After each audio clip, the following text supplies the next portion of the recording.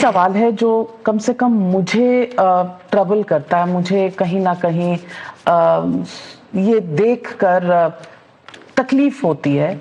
वो है कि जिस तरह का हम एक वाकया देख रहे हैं। Prajwal Revanna member of parliament रहे हैं, उनके पिताजी, उनके फार्म हाउस से एक महिला, एक हेल्पर मिली है कल, और जिस तरह के वीडियोस 2976 वीडियोस की बात की जा रही है और वो आदमी भाग जाता है देश से। इस पर हम क्या करेंगे? क्या हम लाचार मजबूर हैं? क्या हम वापस लाएंगे? इस पर न्याय कैसे मिलेगा महिलाओं को? पहली बात है, एक कानून व्यवस्था का मुद्दा है। अगर बंगाल में इस प्रकार का घटना होती तो बंगाल की सरकार जिम्मेवार है, गुजरात में होती है तो गुजरात की समाज जिम्मेवार है, आंध्र में होती तो आंध्र की सरकार, तेलंगाना में तो कर्नाटका में होता कर्नाटका की सरकार जिम्मेवार है कदम लेने के लिए। दूसरा, as far as Modi is concern, as far as BJP is concern, as far as our constitution is concern, मेरा साफ मत है कि ऐसे अत्याचारियों को जरा भी बख्शा नहीं जाना चाहिए। कठोर से कठोर सजा होनी चाहिए और जो भी कानूनी रास्ते हो उनका भरपूर इस्तेमाल करना चाहिए। लेकिन ये 2900 या 3000 और 5000 जो भी हो, एक दिन की तो होगी नहीं। इसका मतलब तबका है जब वो उनके सरकार के भागीदार थे, देवगौड़ा जी की पार्टी और कांग्रेस पार्टनर में थे, तबका है।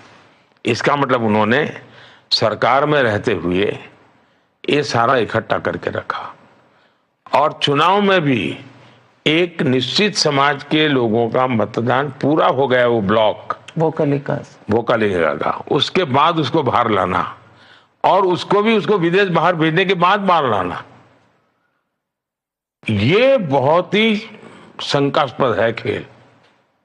क्योंकि आप अपने राज्य से जाने दे रहे हो, अगर आपके पास जानकारी है तो आपने वॉच रखते, एयरपोर्ट पर रखते, आपने कुछ किया नहीं, भारत सरकार को कभी इन्फॉर्म नहीं किया आपने। इसका मतलब ये उनका राजनीतिक खेल है और उनको मालूम है कि ये उनके कार्यकाल के सरकार में जब उनकी भागीदारी थी तब का ये उन्होंने जमा करके रखा हुआ है। मेरा मुद्दा वो नहीं है, मेरा मुद्दा है किसी भी गुनहगार को बख्शा नहीं जाना चाहिए। हमारे देश में एक खेल बंद होने चाहिए। वापस लाएंगे? वापस लाना भी चाहिए और उसको कड़ी से कड़ी कार्रवाई होनी चाहिए। कोई इफ्स एंड बट्स नहीं होना चाहिए।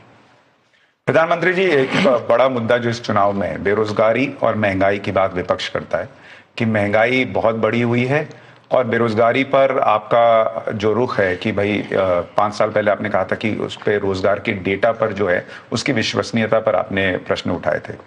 क्या बेरोजगारी और महंगाई आपकी सरकार के लिए चुनौती है और जो सवाल उठ रहे हैं उस पर आपका रिएक्शन? पहली बात है कि आज अवसर ही अवसर है।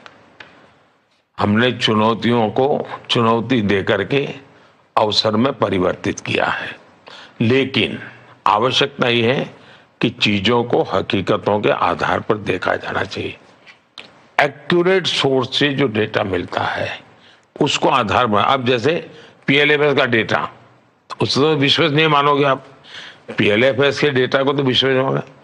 बेरोजगारी दर पिछले 6 साल में सबसे निचले स्तर पर है। उसी प्रकार से ग्रामीण बेरोजगारी, यानी हर जगह पे आया कि भाई ग्रामीण इकोनॉमी बढ़ी है, ग्रामीण क्षेत्र में बेरोजगारी घटी है, ग्रामीण क्षेत्र में एक्टिविटी बढ़ी है, इकोनॉमी का सेंटर बनते जा रहे ग्रामीण। 2017 से लेकर के 2023 के बीच लेबर फोर्स पार्टिसिपेशन रेट पिछले दिनों से सबसे ज्यादा बढ़ा है। 2017 49.8% लेबर फोर्स पार्टिसिपेशन रेट 2023 में लगभग 58% हुआ है। अब इसको क्या कहेंगे? बेरोजगारी दर 6% थे, अब करीब करीब 3% हो गया है। इसको क्या कहेंगे? नारी शक्ति की भागीदारी लगातार बढ़ती जा रही है।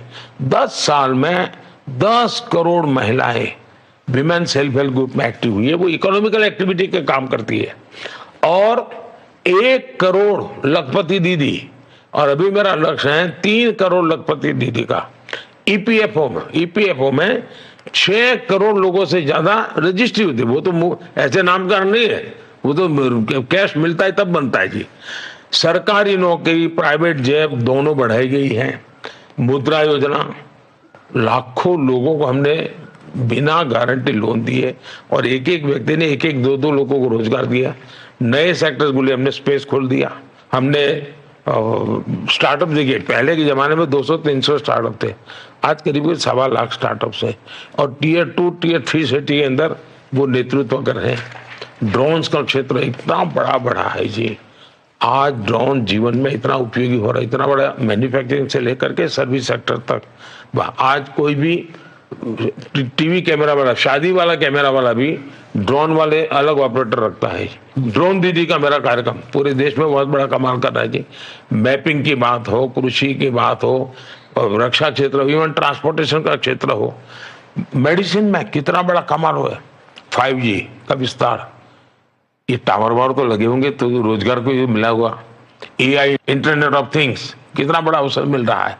यानी एक क्षेत्र को हम आगे बढ़ा रहे हैं और इसलिए मैं मानता हूं कि अब हम 6G पे काम कर रहे हैं। लेकिन अगर किसी को झूठ ही बोलना है तो इसका कोई उपाय नहीं है। जितने अवसर हमने पैदा की है वो पहले कभी नहीं हुए और जितने अवसर की संभावना हम देख रहे हैं वो भी पहले कभी नहीं सोचा गया था। मोदी जी, वो कुछ पाकिस्तान से वीडियोस भी आते हैं, वो कह रहे हैं कि मोदी वहां भी प्रधानमंत्री बन जाए, बिजली तो आएगी कम से कम। लेकिन कुछ लोग हैं जिनकी तारीफ वहां के मंत्री कर रहे हैं। आप देखिए महंगाई, आप इंदिरा जी के समय देश में कितनी महंगाई थी, ये भी पाठशाला में करने जैसा कार्यक्रम है जी।